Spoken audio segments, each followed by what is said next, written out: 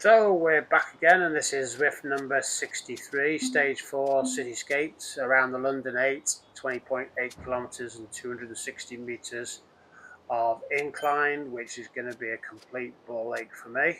So there's the starting pens along a quite undulating start finish before heading up towards the Mall, looping back round a slightly downhill before we go up and over Box Hill before dropping back down past over Tower Bridge and back to the start finish line. Here's a breakdown. You can see an undulating start for the first 12 kilometres.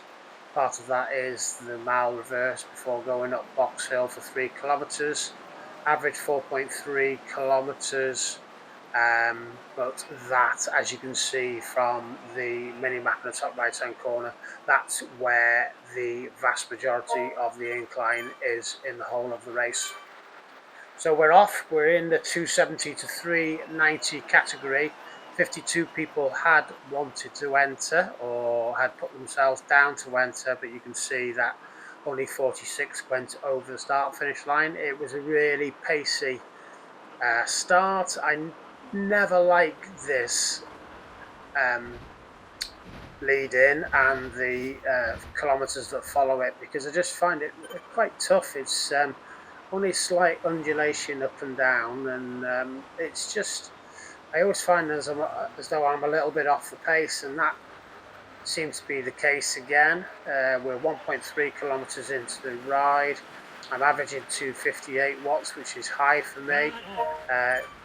Not overly high, but that's a good average rate to start off with. But I just seem to be always at the back of the pack and always pushing really hard. You can see in the mini map in the top right hand corner how I am distanced quite a lot from some of the other riders. You can see here there's a potential for me to get distance from the group in front, so I have to put a bit of a burst in. You can see I get up out of the seat there and hit over 500 watts for a few seconds just to bring myself back to the group. And we're already 2.4 kilometres in, and this is the first time I've really been in amongst the rest of the group and just not necessarily being able to sit up a little bit and just ease off a little bit, because I'm still working at a high pace. You can see that my average watts is around about the 230 mark. I'm still averaging 250.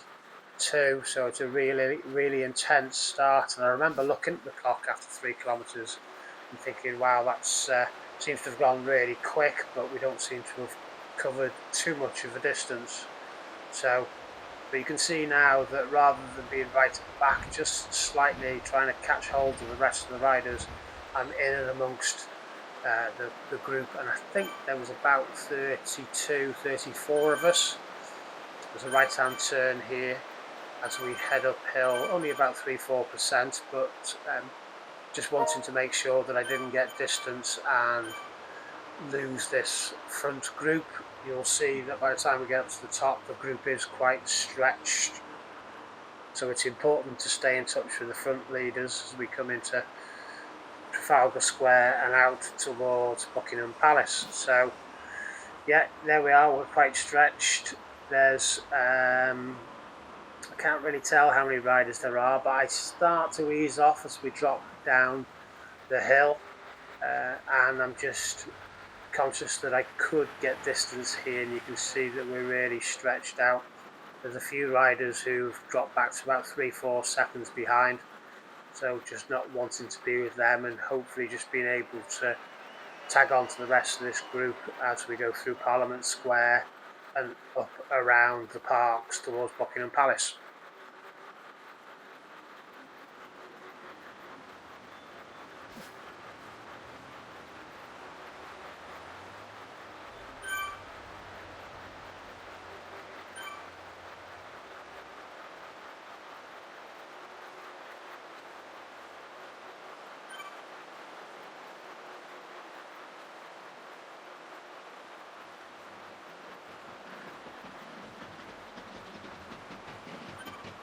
So you can see at this point there's a Swiss rider out the front who's made a gap of a couple of seconds. We are actually starting to reining back in at this point as you go past the front of Buckingham Palace, but there was a chance that he could have tried to distance himself.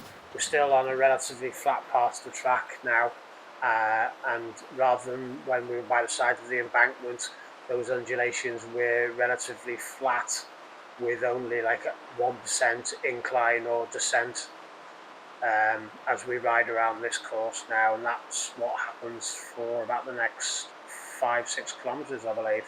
So going around the U-turn here, there's various riders as we're going down through the mile reverse sprint, and I'm just conscious that I've already got a power up of an aero, and I'm going to pop that just before we get to the, well, it's not the start finish line, to the banner on the mile.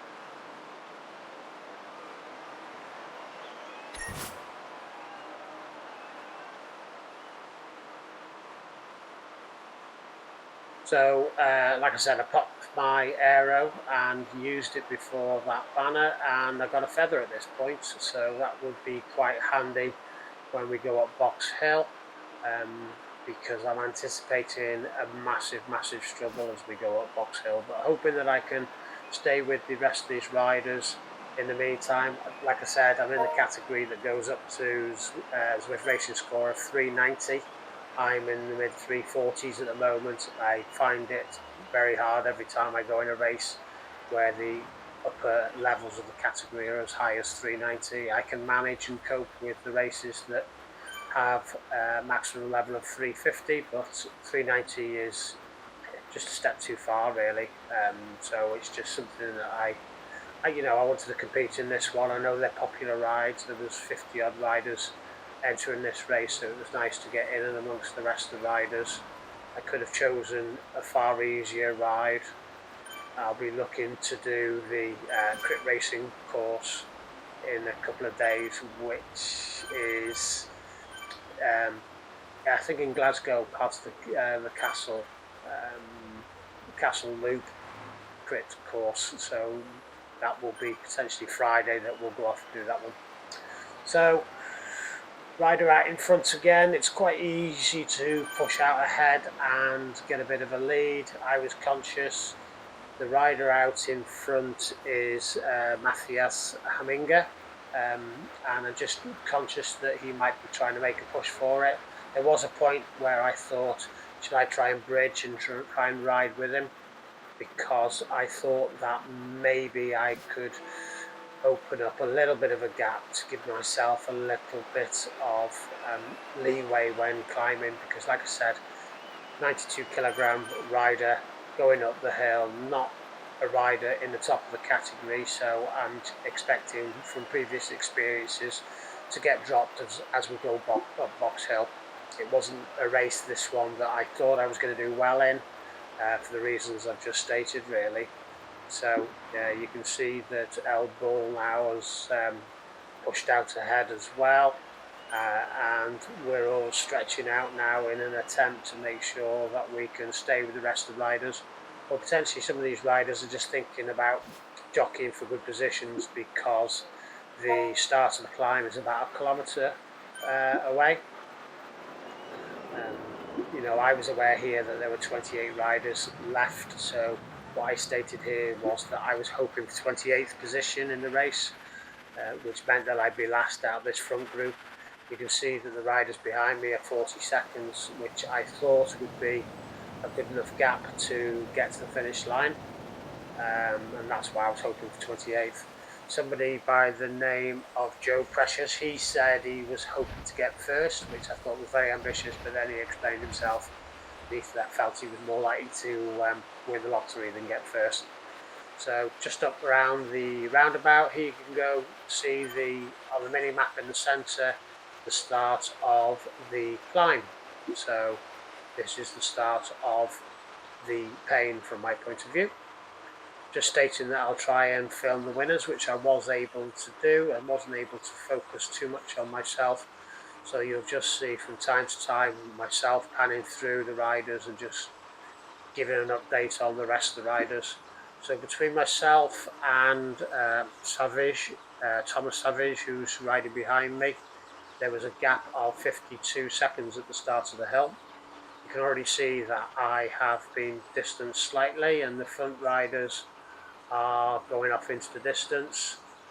I've changed gear, changed up a gear, and I'm spinning at a higher revolution, quicker cadence, just so that I don't burn my legs out by pushing too hard as I'm going up the hill. But just wanted to spin here now and just trying to stay in touch with the rest of the riders with me. But all the time as I'm going up here, I'm keeping an eye on the gap, and you can see that Savage has already gained over 10 seconds, probably 15 seconds by now. It's a 3 kilometre climb, which you can see on the left hand side.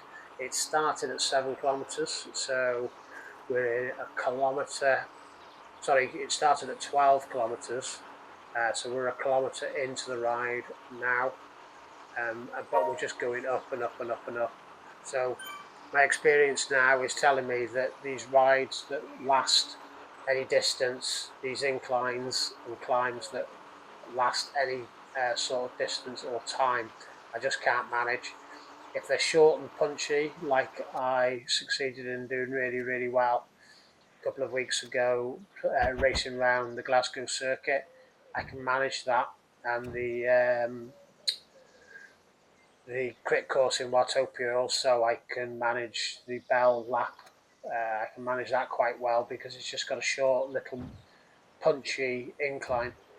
So here we go, we're riding through the rest of the riders, currently riding with Esguijo, and he's in a pack of around about 7 or 8 riders, and here's the other riders around them.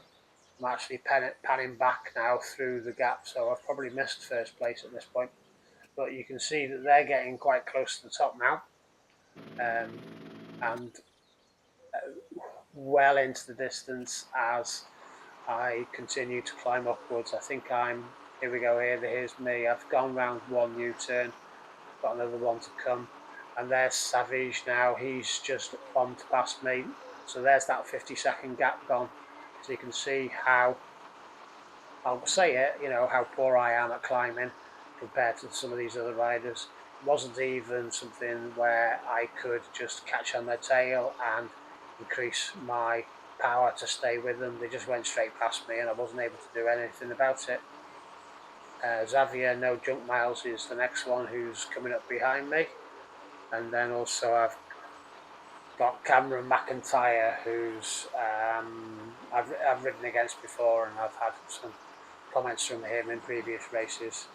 So he's 8 seconds behind. I'm going to pan through the rest of the group now. There's Guijo again, and right up towards the front we've got Jean-Louis Langronnet riding alongside Johann Schipper. They were leading the group and they had a good gap at this point. Panning back through the rest of the riders, there's our Oliveri. He got distance quite early on, only by a couple of seconds, but he ended up being able to catch hold of the rest of the group, and then, as we can see on Box Hill, made a push for a good finishing position.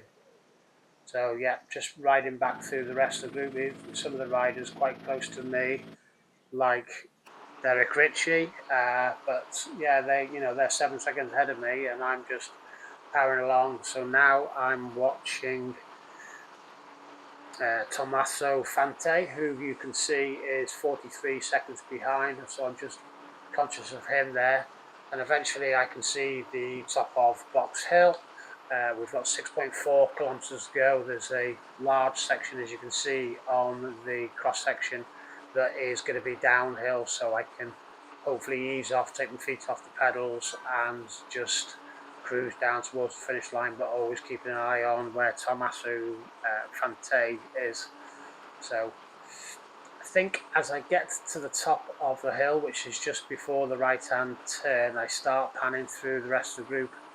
Coincidentally, you'll see that I just popped my feather, completely forgot that I had it, but was able to use it on part of the hill. It would have been very silly of me to get to this point and have not used it, because that wouldn't have been very efficient at all. But yeah, it didn't serve me much benefit really. You can see, I'm not sure. Well, I'll go under the banner in a minute. Here we go. Look there. Langronet is the leader on Box Hill of 7 minutes 52. I would imagine that I would be lucky if I'm under 10 minutes. I would imagine that they've gained about 2-3 minutes on me going up this hill. So you can see how much of, well, I can't say disadvantage, how much inferior I am compared to them. So here's me going over the line. It might give me a time, no, because I decided to start panning through the rest of the group. So I've had nothing to compare in regards to my time, but I would imagine that I was at least 2 minutes behind at this point. So here we're back with Jean-Louis Langrenette, and you can see that his gap back to Jay Schipper has changed to 25 seconds. Schipper's opened up a huge lead on that descent, and appears that he's not going to be touchable. As I'm riding along, panning through the rest of the riders, my resistance on my pedals increases, so I recognise that I'm on this slight incline before the main drop down, so I just quickly pan back to myself so that I can gauge how far to the top I am. So I continue to put a bit of power on so that I can now shortly go into a super top position. I'm still keeping an eye on Tommaso Fante, and he's just 30 seconds behind still, so he's not gaining on me at any great rate. I am keeping an eye on the riders in front, but I'm not really making any mark on them. So here we go. Here's my attempt of panning through quite a lot of the riders. So this is Johan Schipper. You can see he's got a 27-second lead as he's dropping down towards the finish line. So he's been a comfortable win. Followed by Jean-Louis Langrenette in second place. He's getting followed by Dan Maluli, who was a few seconds behind Jean-Louis, but not really pushing him. Then we had Matthias Haminga, followed by Bruno Lecroc and Chris Bakker. Martin Omirocca was following them, and Henrik Hartvig had also crossed the line just behind them. So we're going back a few places now, and you can see that we're following G. Wilson. There was a bit of a sprint for the line between Wilson and Bennett. We dropped back a few places. Here was the aforementioned Riccardo Olivieri. He's getting followed quite closely by Dennis Anderson. Just in front of him, I panned back to Robert Bracewell. Then we've got Lucas Connolly here, putting down a good sprint for the line, getting followed by Al Bull, but he was able to keep him at bay. Then we had Dimitri Gothenburg, followed by Terry van der Dale. Here he is here. Get slightly confused here, so I have to pan back to myself and some of the other riders, who include Savage, and there we have Jay Stump coming across the line. I might have missed a few riders out, but hopefully I've tried to include as many as possible. There's Ankara. I'm not going to be able to go through them all. There's Xavier, no jump miles. I'm not going to go through them all in regards to the gaps of all the different riders compared to first place. But there's Cameron McIntyre, who I've mentioned before, getting followed by Fabian Ilgner. and then it will be me who's coming over the line after Ilgner. You can see that he's got a 30-second gap. What I could do is have a look at the gap between myself and those 50-second riders. It was Savage, wasn't it? Savage, and I'll have to check to see how far ahead he finished ahead of me. So he was trailing me by 51 seconds at the start of the Box Hill, at the start of the ascent to Box Hill. But he well and truly thrashed me towards the end. So here we go, here's the final settings. We have Johan Schipper over the line in first in 34 minutes and 20 seconds, followed by Jean-Louis Langrenette, 27 seconds behind. Then Dan Mullerloy, Matthias Havinger, Bruno Lecroc, Chris Backer. Then we had Martin Tribe, Oniroka, Henrik Hartvig in 8th position. We mentioned him, he was 50 seconds behind, but a very commendable finish for him. Joe Precious, this is the person who suggested he was going to come over the line in first, but obviously a tongue-in-cheek comment and not to be taken seriously. He was 9th, and then followed by that was Jay Aspin, just over a minute behind the winner in 10th place. So there's the race. I can't say an enjoyable ride. I've said that before in the past, but I didn't find that particularly enjoyable. My average watts was quite low as well. I'm still wondering whether I've had some sort of illness, because I've had numerous people off in work with like a flu virus. So I'm wondering whether that's impacted on me, because I wasn't riding to my full capability. But here's, as I've been talking, you'll be able to have seen if you've been in the ride with me. I've just panned through some of the other riders who finished just behind. So well done to everybody. Please subscribe. When I film the next video, I'm hoping that I'll be more competitive towards the top end of the group. So like I said, please subscribe, and I'll catch you all again soon. Thanks, bye.